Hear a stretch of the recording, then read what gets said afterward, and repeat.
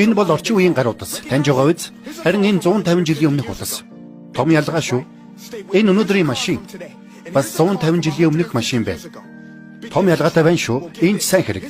Энд өнөөгийн сургууль. Харин энд 150 жилийн өмнөх сургууль. Ичгэвтер биш гэж юу? Нэг зуунаас их хугацааны дараа юу ч өөрчлөгдсөнгүй. Сурагчдаа ирээдүйн рүү ингэж бэлтгэж байгаа гэж юу? Ийм нотлох баримт байгаа учраас л асуумаар байгаа юм.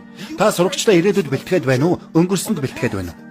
Би өнгөрсөн түүхийг судлаад үзтэл та хүмүүсийг үйлдвэрт ажиллахад л зариулан бэлтгэж байж гэдгийг олж харлаа. Яагаад сурагчдыг нэг шулуун шугамны дагуу жигсааж байсныг ойлгож авлаа. Гоё ба цэгцтэй. Чимээгүй сууч вэ? Ярихыг хүсвэл гараа өрөг гэдэг. Өдрийн 8 цагт амрах жаахан цаг өгдөг. Юу бодохыг бидэнд заадаг. Гэвч хэрвээ эмч бүх өвчтөндөө яг ижил эм бичиж өгөөдэвэл юу болох вэ? Үр дүн нь гамшигл болно.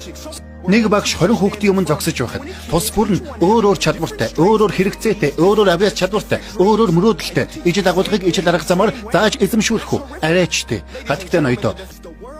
Дэлхий хөгжиж дэвтсээр байна. Өнөөдөр бидэнд хөгжсөн, бүтээлч, шинэлэг, хэрсүү, бие даасан хүмүүс хэрэгтэй байна.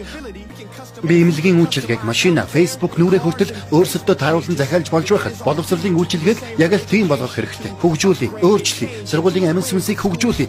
Математикийн хичээл чухалж урлаг бүжгээс илүү байна гэж байхгүй. Авиас бүрт ижил тэнцүү боломж олох юм. Энэ мөрөөдлийн сонсогдож байгааг мэдэж байна. Гэвч Финланд улс ямар гайхалтай зүйлсийг хийж байна. Сургуулийн өдөр маш богино. Багш нар нь өндөр цалин авч байна. Гэрийн даалгавар өгдөггүй. Хооронд нь өрсөлдүүлэхээс илүүтэй хамтран ажиллахад сургаж байна. Хинтээч таардаггүй охид хөвгүүд байсан ч тэдний боловсрол нь дэлхийн альж орноос илүү чанартай байна. Өөр улс гэвэл Сингапур хурдтай хөгжиж байна. Монтессори цэцэрлэг хан академи байна. Сайн байхад цор ганц зам гэж байхгүй. Гэвч урагшаа хөдөлцгөө. Магадгүй сурагч нар маань улс орны 20% эзэлж байгаач 100% бидний ирээдүй. Зүгээр л хүүхдүүдийн мөрөөдлийг нь хамт сонс. Юу хүсэх ёстойг нь заах хэрэггүй. Энэ л бидний хүсэж байгаа орчин юм. Загсыг модон давирахыг шаарддаггүй сургуулийг хүсэж байна.